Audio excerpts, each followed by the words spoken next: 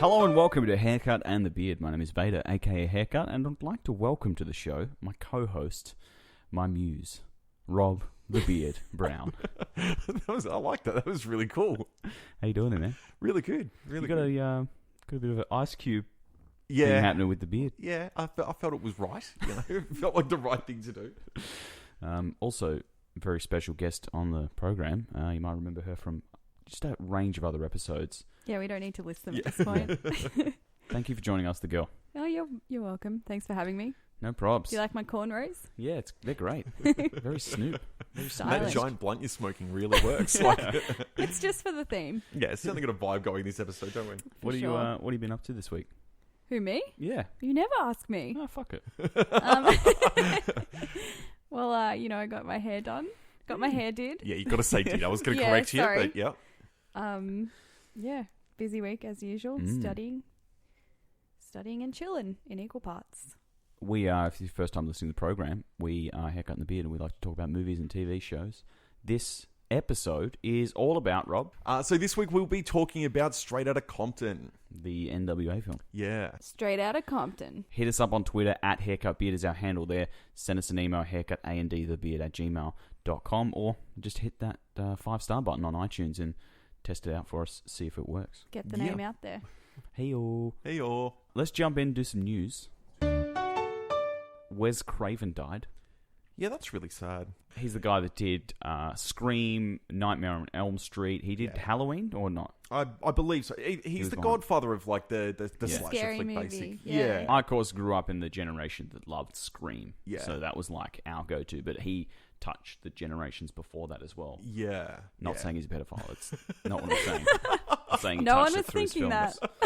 Just wanted to clarify that. Lawsuits are, if Wes Craven, if you're listening to this. I don't think. Well, Well, obviously, what? if That's his awkward. people are. If his ghost is in the room right now. Yeah, true. Wes Craven, sorry. Not saying you're a pedophile. Just saying. Oh my God. This was Can meant we to be a cut tribute. this? Can we just cut that out? We're Can we definitely- slash that right out? We're definitely Hey. going to hit this in. Hey-o. Hey-o. It is, of course, sad. He died. Battle with brain cancer, I believe. Yeah, how old was he? 79, 75, something like that? He was getting up there. I mean, he was part of so many important films and did Yeah. so much, and he really, like, if you watch any of his films, it's just blood and gore just spraying everywhere. And Yeah. so close to the release of Scream, the TV series on MTV, which is an Yeah. atrocity. Yeah, it's horrible. Yeah, woeful. I'll tell you the story. I came home one time, of course I live with a beard, and on the TV screen is just half an episode paused of Scream, the TV series, and I just texted him with a photo of it saying, that bad, eh? He's just walked out midway to get some food, that's it. Yeah, it was just like, nope, I'm done. It I'm lost done. ya. It was like Dawson's Creek with the vague hint that someone might die at some point. You know, it was horrible. Such a good review of it. Oh, It's like Dawson's Creek with a knife. But Yeah. without Vanderbeek. Yeah, What's Which the point? he was the star of the show. Like Oh, so without he was him, Dawson. you know. He It's would his save creep. that. He Yeah. would save Scream if he was in it. It was Dawson's Scream. Hey-o. Hey. You're on fire this episode. This is great. Oh, no, but he did bring in that meta sort of scary movie, Yeah. which is awesome. It was like a turning point for the genre. Yeah, Without because a he doubt. kind of started to take the piss out of himself a little bit in Scream. Yeah. And then But he said Damon, the Wayans brothers just took it way too far. he said what made those movies scary was he wanted to make things that he would find scary. But his whole thing was Yeah. like being scared in a safe environment is kind of cool. Next item in news, Mark Ruffalo. Mark I think Ruffalo. it's Ruffalo. I think it's Mark Ferrero Rocher. Yeah, that's all. Mark Ferrero Ruffalo has confirmed that the Hulk won't be coming in for Captain America Civil War. Oh, really? Yeah, so not going to be in it. I don't Wow. care. I'm just going to put it out there. Yeah. Sorry, Beard. No, that's fine. I've come to terms with the fact that you guys aren't a fan. Like, not, you know. Look, I'm a fan. It's just I like the superhero movies. I just need to come at it like I go into a Furious movie. Do you know what I mean? I need to go Fast in and Furious understanding movie. it's not going to be great. I'm just there for the action. No, like I'm okay with it. I think my faith has just been chipped away recently. Yeah. So Understand. it's hard to. We're certainly, I mean, we've gone through years now where two 2 films from Marvel a year, and then DC just sprinkling there. There's been a lot of superhero films, you know, so it's understandable that people that were sort of iffy about it in the first place are getting a bit weary by this point. A little bit saturated. I think. Yeah, and they've still got plans going for another fucking 20 years. Oh, you know, of course. like There's it's money nuts. in it. Exactly. What I reckon would happen is that Mark Ferrero Ruffalo, he like you know, of course with the Hulk in the other films, they've just taken snippets of his voice and they've just CG'd the Hulk into this new film, and they've been like, oh, we don't have to pay Ruffalo anything. Cutting corners. Yeah. It'd be pretty easy. He's the only guy that's like, you know, he's there for all the boring stuff, and then the second they all go, all right, let's fight, he's like, see you guys, and going back to a trailer, you know. Coffee break, I guess. And it'd be even shit, wouldn't it? Just sitting by the sidelines watching. Even fucking Black Widow's in there, like, kicking ass in his Chris Evans, Hemsworth, all of those, they're like in the shots, kicking ass. And he just has to like sit with a close-up on his face and do sort of green screen expressions with face paint on. All right, Mark, we need you to do the angry face again. Can't you just take it from last year? Fuck, man. And they're like, oh, good idea. See ya. Not bad. Yeah, you're written out of the next script, all of a mate. sudden he's just not getting paid. He's going to be in another 20 films, just not him at all. But he does have a deal with Ferrero Rocher now, so that's good. Can't complain. Because of us. Just before we get into video game news, bit of a crossover. Oh, crossover. 20th Century is apparently developing a Mega Man movie. Oh, that's one of mine. It's Uh-oh. No. I actually read a bit about this. So Nintendo's basically, after the shambles that was the Mario movie, I'm not sure if you guys have seen it a long time ago. Ooh, no. Yeah, it's really I feel like maybe I have. Yeah, it was really bad. But they just said, no, we're out of the game for a very long time. They did briefly move into music as well with Let Me Love You. Anything I want to. I don't know what this is. Give you everything you want and need. What is happening? Perfection. Maybe your selection. I can see it's the girl like didn't know the words halfway through. Oh no, I like, was admitting it okay. with my Just weird openly going out there. nondescript groans. Yeah, that was of course by an artist called Mario. They did kind of move into that. Oh, Yeah, for a minute. that's where the joke was. Like you really had to dig for it, You really had to dig. I like to make my jokes. and you had to suffer through that singing and clicking as well. I like to make my jokes a detective work. Yeah, you they're really have complex. to work for it because sometimes those books that you read that are really long, you don't know who the killer is right until the last page. Yeah, that's how I like my It's a lot like his punchlines. jokes. You gotta go looking for it. You gotta go like lift up rocks, look under there. You gotta go like open the cupboards, look in there, and often Find a series of clues, decode them. And, and often like you lift up a rock. That's great. You lift up a rock and you'll actually find a better punchline. You'll be like, oh, I'll go with that instead because that's much funnier.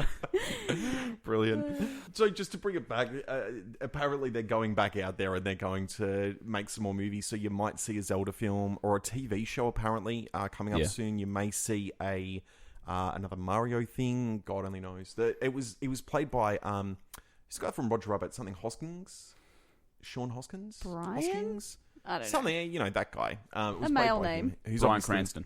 Yeah, that guy. Yeah, that guy. but he's dead now, so it won't be him again. But yeah, I'd watch a Mega Man movie. I'd watch maybe watch like a Zelda series. Bryan possibly. Cranston, if you're listening to this, sorry about that.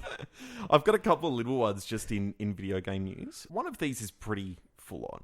So we've all worked in some form of office before, and we know what it's like. It can have its moments, but apparently the company Konami that made amazing games like Silent Hill, the one I'm playing at the moment, Metal Gear Solid, amazing games, really big studio. In Japan, they're actually quite big in other things. They have gyms, they have like factories and all this kind of stuff. And They make poker machines as well. yeah, poker machines. Apparently, Evil bastards. certain staff, if they've been, they're under contract with this company and they've been with them for a long time and they do something that the company doesn't like, even if they're in a really good position, maybe working on multiple games and doing all this kind of stuff, after 10, 15 years of being with the company, they just shift them off to a fucking factory or to work in one of their gyms. Like, imagine you're like, doing really well. You're managing a small group of people. You're doing your thing. You're making games. Everything's going well.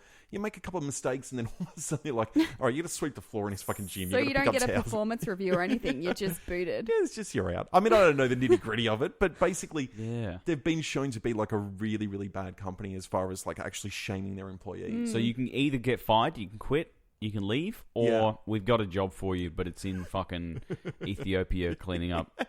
You're not going to like it. The gym. Yeah. How shit would that be, though? Like, these Quite people shit. work on... Because, I mean, a lot of people work on these games, and in the industry, it's kind of fucked because you've got... You know, you might have, like, a couple of thousand people working on one of these massive games, but the second the game comes out, you know, those people don't necessarily have the same job. It's not a job that goes on forever, you know? So it's like a project by project. Yeah. So a lot of people, especially in the really big games, when a game wraps up, they've just got nowhere to go. Can you imagine if that happened with like movie stars? Like Adam Sandler after Pixels. He's just like, all right, that's it. No more. You've been given 4 or 5 chances. You haven't had a hit. You just keep making mistakes. Yeah. We need you to start sewing, costumes. Yeah. We need to start piecing together those costumes. We need you to start putting Nikes together, basically. I wish the industry as a whole would band together and actually make that happen. Yeah. Don't you reckon? Those people would develop some real character traits. Yeah. You know what I'm trying to say. Hashtag demote Adam Sandler. Let that one trend. We're going to start it, guys. It's going to happen. The other one, this is just like a little bit funny. There's a video game coming out called Just Cause 3, which is the whole sort of concept is just wreak havoc, go nuts, cause destruction, all this kind of stuff. Really, really cool game. I'm really excited for it. But they've got a competition going. For the first 90 days, you cause as much havoc as you can. Whoever's on the leaderboard as number 1 at the end of the 90 days gets to win an island, right? Whoa. In the game or in... No, in real life. Like, it's an actual island, right? Wow. Just quickly, let me just read Can you you imagine the... what kind of island they'd have, though? Well, that's what I'm curious If that's about. what they're good at. They're good at wreaking havoc, and then they're given an island. That just doesn't make sense to me. Some of the terms and conditions are the island doesn't necessarily have to be inhabitable. Okay. They don't know where the island is yet, and the island can only be reached by boat. You have to pay all of the fees and taxes and all that kind of stuff for the island. Or you can just take 50 grand and say, fuck the island. Take the money. Yeah, I would definitely No take way. the money. I'd take the island for sure. Secede from the union. Create your own constitution. But as far as we know, it's got room for you to put up one flag. Yeah, That's it. and you it's know, like probably mostly underwater and No, but it has to be 20,000 an kilometers island. away. Like, I know it doesn't have to be habitable, but it can't just literally be a sandbar that disappears after a couple of days. Why can't it? know. Technically, isn't that an island? I'd like to see my option before I choose the it 50 could be. grand. No, but see, that's You part of haven't it. wreaked enough havoc yet. All right. They That is haven't so hard actually to say. found the island yet, so we I don't think they're going to know until the end of it. Like, I don't know if you're going to have the chance to see the island before you get to take it. I'm wreaking Yeah. havoc Oh, in this so it's podcast. just like you choose now. Yeah. A or B. I think so. I don't know. They're a bit vague on that, but they have stated clearly that they have not found the island yet. Like, they don't know where it is. But It's probably another game that someone's playing somewhere. Like, locate the island for the prize. find the crappiest thing that can be defined as an island and give it to this muppet. But There was yeah, a, it could be a fucking traffic island as far as we know. It's probably like a trick that's like they just give you an eyeball and on a piece of land, island. But it's totally a bad joke. But there was this. I think it was Hooters or it was one of these other restaurants. Maybe someone can let us know what it is. I'll look it up after. They had like a staff prize to win a Toyota car. Oh no! And Was it a toy car? when the lady won, it was actually a toy Yoda doll.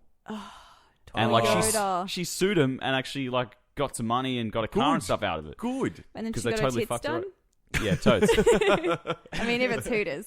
The video game industry is sort of renowned for having these like crazy sort of marketing things. Yeah. There was one where if you actually put the name of this game on a family member's tombstone, you got the game for free. Oh, God. There was another one where if you got the game's name tattooed on your body, you got the game for free. There's been some other ones where you get like a mohawk and they'll give you the game for free and all that kind of stuff. But At least that's not permanent. yeah, Or yeah. you could already have a mohawk. But who's going to go and like sully, like, you know, their mum's dead. I may as well at least get a fucking free game out of it. Well, You may as never well. bought it for me. Thanks, Mom. It's just so It's strange. horrible, isn't it? Yeah, I think it's more of a thing they don't expect anyone to do it, but People I mean, will we're do talking about it now, so I mean, people have face tattoos of like, who even knows? I remember a radio station had like some prize pack if you like rip the tune knob from your stereo in your Oh, car really? and like send it into them. So you can never change station. Yeah, so it was like you set it to 105.5 or whatever, and you rip off the knob and send it to them, and they give you like a prize pack. I like Wow. that. That's kind of Yeah. cool. Did I you hear remember- about the one Sorry. that was like Wee for a Wee? It was pretty. That's gross. It was in the news. Yeah, like they had to drink as much water as they could and then piss for as long as they could, and then they'd win a Wee, and someone went into shock because there was too much water in their brain and died. Oh, no. Jesus. Yeah. That was an outcome to this story I was not expecting. Oh, my God. Yeah. Wow. Isn't that... It's crazy. Yeah, that's nuts. Crazy. It's not worth dying over a Wii. No, especially not a Wii. Either Jesus. Yeah. There was a funny one on the radio where it was like you had a 50-50 chance. It's like throw your mobile phone at a wall and it has to break. 50-50 chance you get the latest phone that had just come out at the time. Or you could just end up with a broken phone. That's great. So it's much like, better. just throw your phone at a fucking wall. And obviously you're on the phone to the radio station Yeah. at the time so you can hear the as And it then what, they breaks, but spin a wheel or something. I don't know how they sort of decided, but it's like, Okay, Johnny, you've won. Oh, he's dropped off. I don't know that's why. fine. Next guy, call up. It's just this yeah. endless stream of Muppets. That's actually quite clever. I never thought of that. They never have to give it because the phone breaks. So I think that pretty much wraps it no. up for news. This episode, we're going to be reviewing and talking about Straight Outta Compton. The, Yo. The latest. Sorry, I won't do any The more of latest that. blockbuster. It's the kind of a establishment piece for how the story of NWA and the members of NWA, Yeah. the famous gangster rap that started gangster rap. Yeah. Their Written- origin story. Written by Jonathan Herman and Andrea Burloff, and Produced with a story by by- a couple of others, and directed by F. Gary Gray. Produced by Cube and Eazy-E's wife. There we go. What are your overall thoughts? So, I mean, to start off, I felt this film was more it was more about the story of 5 like really, really important rappers that sort of started in NWA. It was less about NWA than I thought it would be. Even though you'd come to know it as the NWA. Yeah, movie. every time I refer to it as NWA. Yeah. It's nuts. But I found it was more about like them. I have to say, NWA. I'm a 35-year-old man almost with a beard and I'm white, and I've listened to rap pretty much my whole life. Yeah. I would 100% say that is because someone gave me an NWA cassette tape when I was a kid. Yeah, wow. Like, it was really important to me as a kid, and I just fucking loved it. You know? Started it all. Yeah, for me, I think that is definitely one of the reasons why I love rap music today. Yeah. And I really liked this film. I really liked it. Yeah. There wasn't many big surprises for me as far as the story. I sort of knew a lot of the stuff that was in there, but it didn't mean I didn't love every second of it. Like, I really, really enjoyed it. Well, recapping the story quickly, of course, it starts out with Eazy-E, Dre, Ice Cube, Yella, and MC Ren. Yeah. And they, start to rap, and then this nice Jewish fellow takes him in under his wing and treats him right. Yeah, star of the movie. And then they I screw him remember over. mentioning. Yeah. And then he puts the Jewish curse on them. He Eazy-E, of puts the course, kibosh on gets them. Yep. AIDS, and then that's the end. So the lesson is, the moral is, don't mess with the Jewish man. Yeah. I think we all that's got definitely... different things out of this movie. I mean, the real hero of the movie was Jerry, though, right? No, the real hero was Eazy-E's Jerry Curl. Yeah. They were beautiful. He was Yeah. phenomenal. It was a lot Cube's of son. fun. I mean, Cube's son looks more like Ice Cube than he does. He really does. He really does. He sounds like him. He looks like him. Yeah. He's got the attitude. I think he's actually more attractive than Cube was at that Really? age. Yeah. Yeah. I'm going to come out and say that one. Cube's a bit round in the face, Mm. but he's As he's aged, we all get rounder. yeah, I certainly have. Yeah, but he started off rounder. Yeah. Whereas O'Shea, I think he's a better looking kid. I think, like, just generally, because at about halfway through the movie, they all sort of go and do their own thing to some extent. Yeah. And I found Ice Cube had his hands all over this film, like Yeah. producing, and I think he helped write it and all that kind of stuff. And Do you think he painted himself in a good light? I think, in that yeah, way? because I came out of the film not knowing how much he'd had to do with it, and I came out of it thinking he was kind of not the hero, but the coolest one of them, you know? Yeah. He for certainly sure. came off like in the sort of nicest way. Yeah. I think. Very neutral. Yeah. He was like just the OG, you know, cool guy. Didn't ruffle too many feathers, but, you know. But he came across as really talented and smooth. Yeah. Yeah. Definitely like one of the cool guys of the Yeah, whole movie. Yeah. without a doubt. I think with movies like this that have to follow a reality, so to speak, they're always going to be less aligned with nice storytelling and smooth storytelling. So it is a little bit jumbled in where plot pieces fit together. Yeah. Yeah, because it's based But on real what I don't events. like is that you don't get a smooth story, but you also don't get a reality. You don't get a documentary because No. obviously a lot of things missed out. Like Dre's whole domestic abuse thing. Yeah. A whole bunch of stuff that's just not in the movie because it doesn't fit it. But you Or kind of get a mishmash. They kind of have to be careful about, defaming him and stuff as well. Yeah, you get it. I mean, I imagine he was, partly behind it, and he would have had, because he did the album and things like that, Straight Outta Compton just now. I think he said he was inspired by the movie. It's not necessarily. But you don't get either. That's what I don't like about the sort of film is that you get a mishmash, you get a half-assed documentary, you get a half-assed movie. Because they can't just go off and say, "Oh, look, this is better for the story, so we'll forget the facts. We'll just go off with this." I mean, they still do that to an extent. Yeah, they did do that a little bit. They tweak it in terms of how and they want make to come insignificant across. things blow it out of proportion to motivate the characters. Yeah, to fit the whole arc of the story. Yeah. But I mean, for me, all this was new. Like, I did not grow up listening to rap. When you said really? you wanted... It really surprises me, The cornrows throwing you off? No, like, I never listened to rap. I didn't know what NWA was. Remember last week you said, we're going to do that movie? And I'm like, what is NWA? No whites allowed? No whites allowed. That was brilliant. Robbie, the beard was like, what are you talking about? Are you serious? Like, you don't know what that is? I was like, yeah, I'm just that white. So it was all new to me. I mean, I've heard of these rappers and, a lot of the songs were familiar. Yeah. Like, Express Yourself comes on and I'm like, oh, all right. Yeah. It's a great song. So why didn't they use the real Snoop Dogg? That was a question that I posed. Yeah. I thought that was no.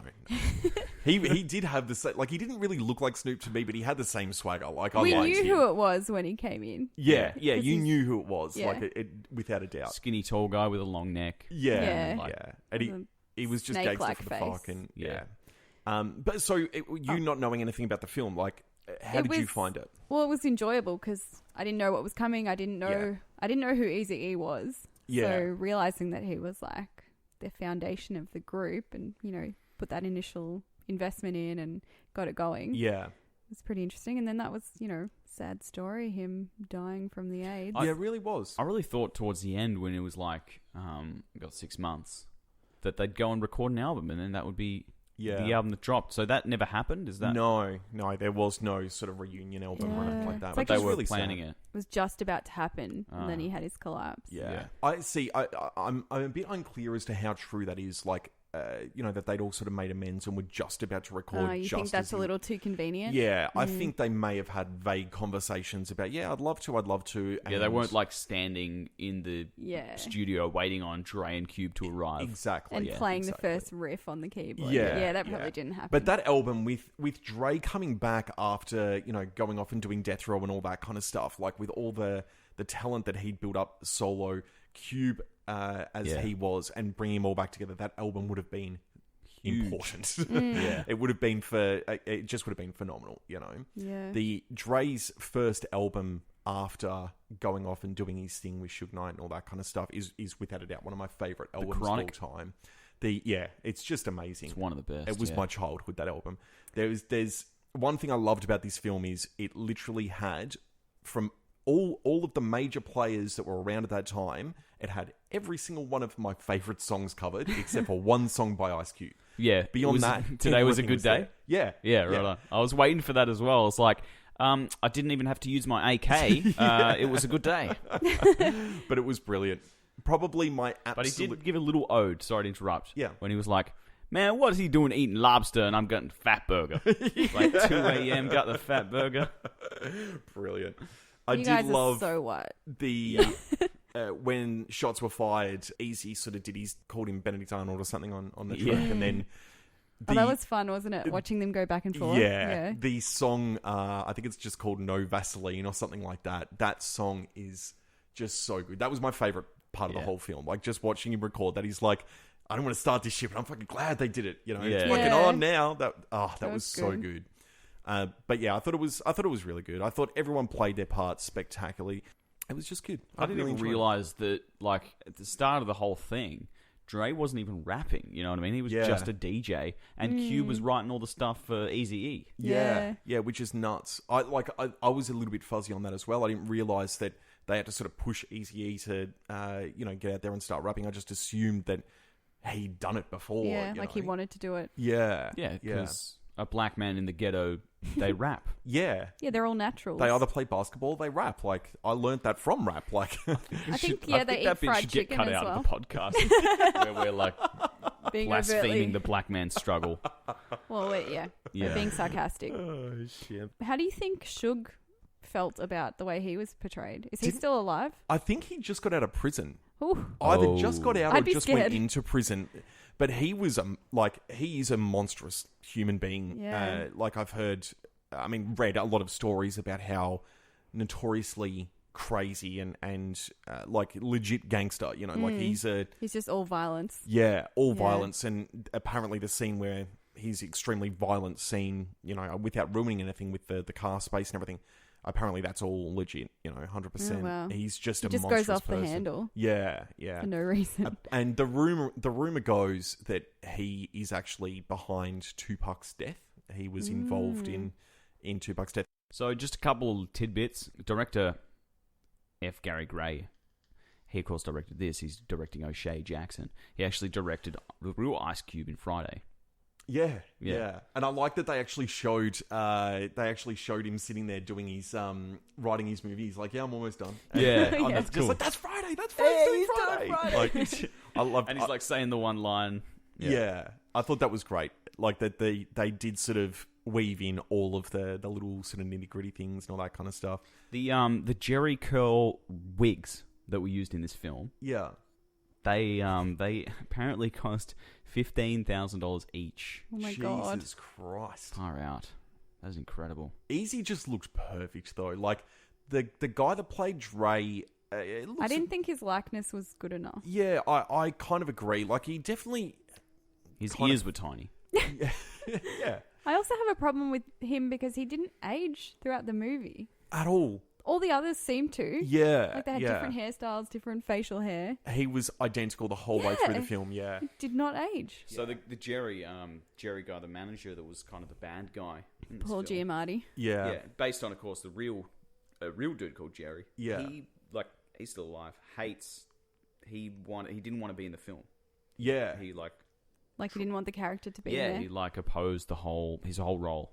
Yeah, and he still stands by the fact that he did nothing wrong at all. And I mean, we don't know. It wasn't clear to me what was wrong. Aside from obviously that he's taken a bit too much money for himself. Yeah, skimming a bit off the top or something. Well, I kind of got the vibe that he'd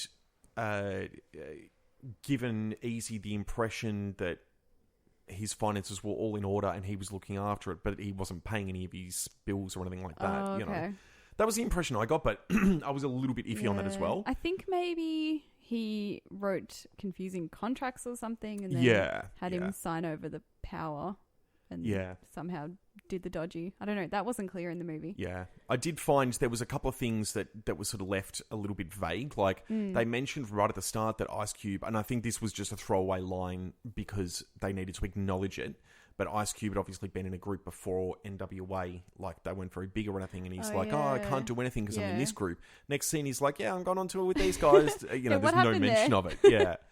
But the whole the scene with the riot and the fuck the police moment was just amazing. Like that was great. I was just like anticipation, and just like when they first get fucked over by the cops there, and he just goes back in the studio and is like, I got this. Yeah, it's so good to see that those songs were motivated by something. Like they're not rich kids sitting around making raps. They're like real events. Yeah, and they actually like have something they wanted to say. Yeah, so huge movie, big release, lots of money rolling in. I'm sure good reviews. A lot of people getting wealthy off of it. Pretty consistently and good reviews. Biggest apparently music biopic ever. Really? Yeah. I'm really glad to hear that. Biggest in what way?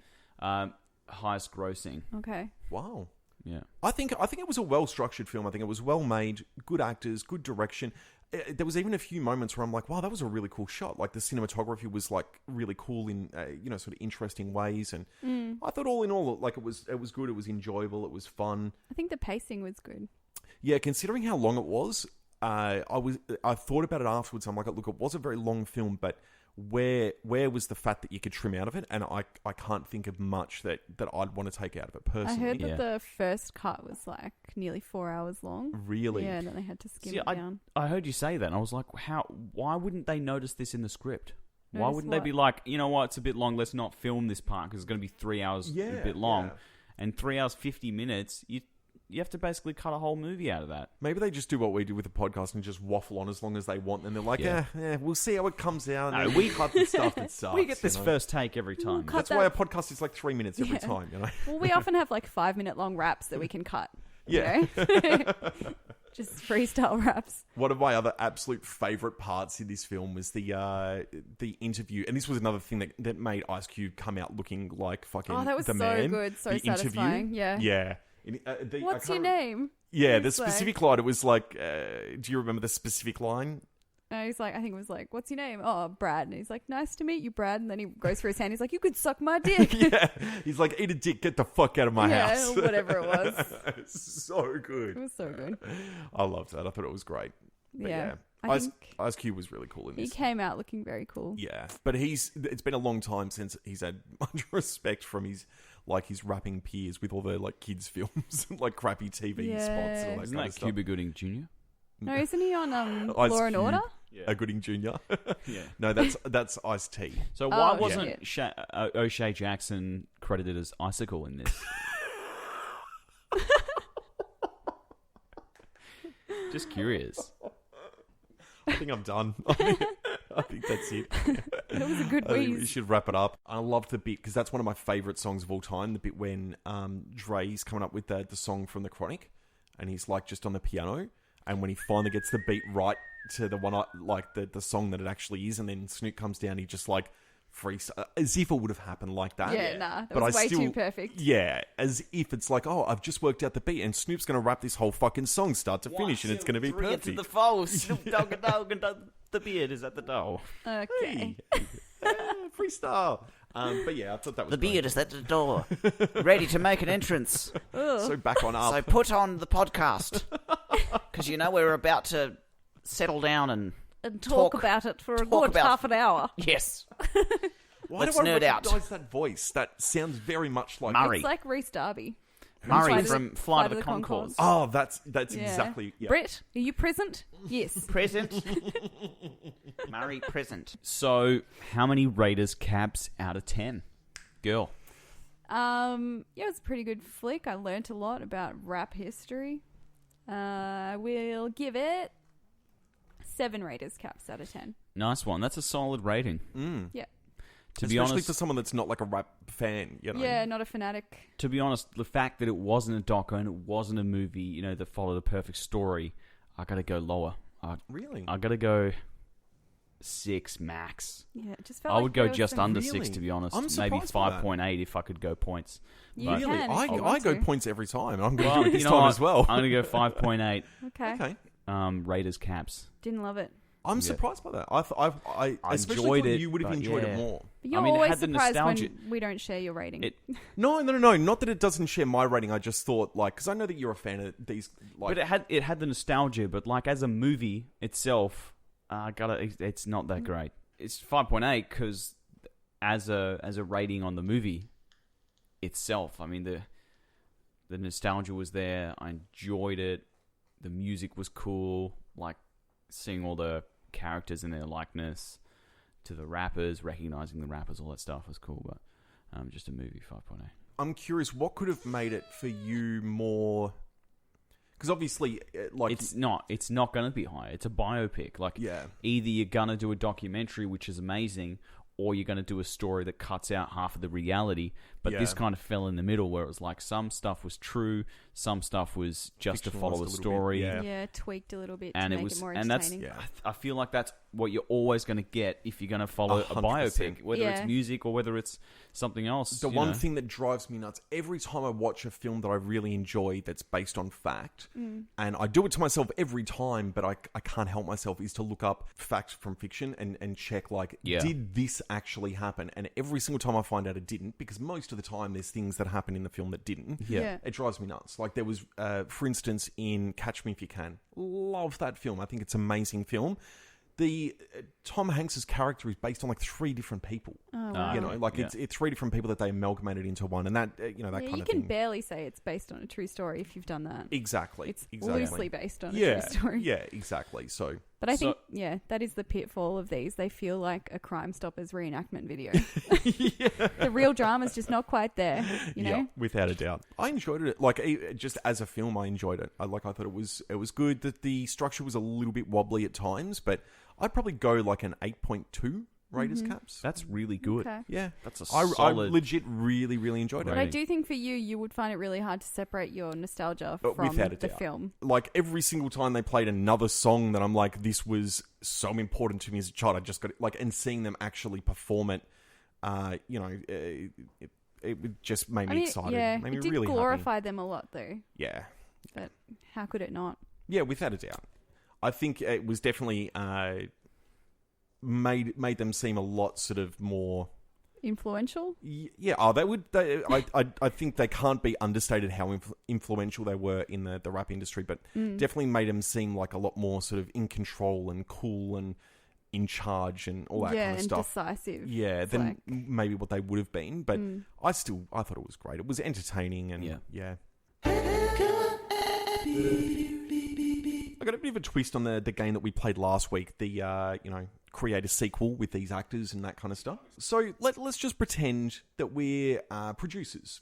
Okay. And something's happened and we've got amnesia. All right, just follow me. Follow me here. Okay. It's going to make sense in a second, I'm sure. You've got amnesia. You're going into work for the first time. You're not going to tell anyone you've got amnesia. You walk into the office and your boss is in the elevator. And he's like, "Hey, I heard that you've got this movie that you want to get off the ground. And it's got these actors and it's called this." And he's like, "Tell me about it. You're in that position right now. You've got to tell him about it. And I'm going to tell you the name of the movie and the actors." All right, let's go. All right. It's weird that we'd have such selective amnesia that we know where we work and who our boss is, but we don't remember anything else. This is a thread you don't want to pull on, okay? I'll suspend my disbelief for now. The film's called Gamma Delta Pi with Bradley Cooper and Daniel Craig.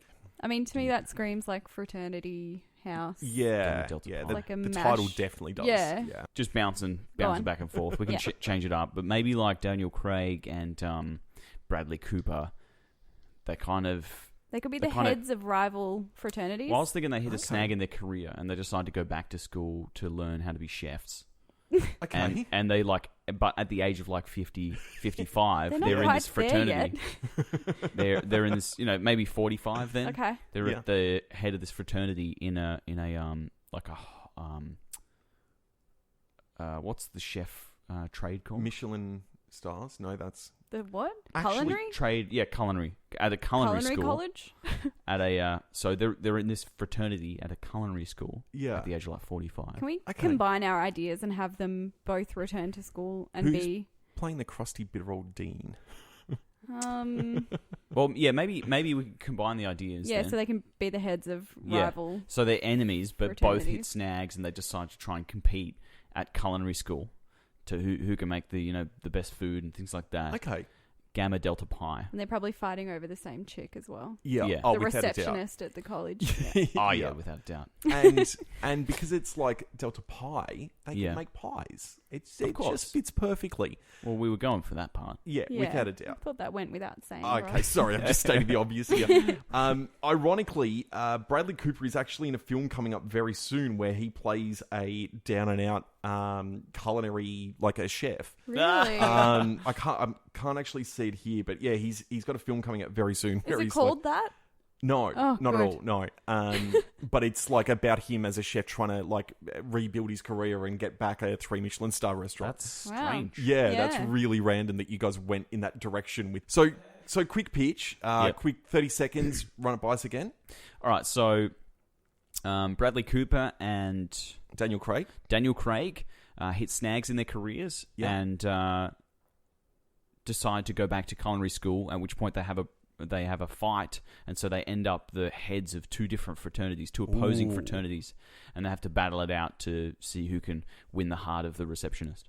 I like it. I like it. I've got one for you as well along the same lines. Bring it on. I'm going to give you 3 movie titles. Yeah. You have to make prequels. Okay. Prequels. So were these existing films? these are existing films, but you got to make a new prequel to them. Okay. Yeah. And you have to choose one of these sets of actors. Done. All right, so the movies are The Matrix. Ooh, okay, yep. Major League. Yep. Baseball movie. Yep, I know it And well. American Psycho. You got to make prequels to these movies. The actor pairs are Michael Caine and Martin Lawrence. That's just hilarious on the face of it. But yep. Antonio Banderas and Frankie Muniz. Mm-hmm. Oh, yeah. Or Kate Winslet and an animated character voiced by Robert De Niro. I do like that one. I really like the idea of doing an American Psycho prequel with Frankie Muniz when he's in high school. That would be great. And he's just freaking out because he's getting competitive with someone in his class about the stationery that they have or something like that. And they've got I could just see a repeat of that scene with the business cards. Yeah. Or with Frankie Muniz, with his pencil cases or something like that. You know? Who was the other actor in that? Have you got a 2B pen? 2B pencil? Yeah, I got a HB. Whoa. Is that a golden zipper on his pencil case I see? Can't be. No, he hasn't, has he? Who was the other actor with Frankie Muniz? Antonio Banderas. Who's he playing? Okay. The girl you need to work out who the where hell he fits in. Yeah. Are you on board with the American Psycho prequel? It's fine. I think this one's been taken. Yeah, sorry, I just totally I was happy for you to do it. I reckon he could be his dad. Okay. Yeah, actually would work well. Yeah, so you'd have Frankie, to have you must go back to school. He's like the mum has remarried and this suave foreign guy comes in. I can see that. He's the stepdad. Yeah, but he's got good intentions. You're not my real dad. That's why he goes all fucking psycho. Yeah. And then Frankie Muniz ends up just chopping him up into little bits. Brilliant. I can his see first that. kill. Yeah, I can see that. You guys reckon we wrap this up? Hey, you guys want to wrap it up? Let's wrap it up. All right, let's wrap it up. I'd like to thank our special guest for joining us on the program today, The Girl. You're welcome, buddy. Thank you so much. You can hit us up on Twitter at HaircutBeard is our handle there. You can also test out that 5-star button on iTunes and give us a rave review. That always helps us out, get our name out there. And of course, I'd like to thank my very special co-host to Haircut and the Beard this episode, Rob the Beard Brown. Every time you just outdo yourself like that, it's fun. My name is Veda, aka Haircut. Thanks for joining us this episode. Bye. Bye.